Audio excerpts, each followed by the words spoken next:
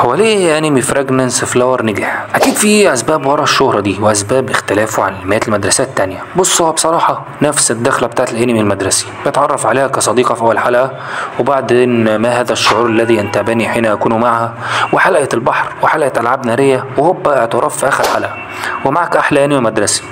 طب الله، ايه الجديد هنا؟ بص يا صديقي، اول حاجة الاحترام. البنت دي اللي هي واجوري-سان مستورة كده، مش مرسومة بشكل مستفز، بالعكس مركز على اللطافة والمراعاة اللي فيها، وبسبب ان عندك فراغ عاطفي وقعت يا معلم.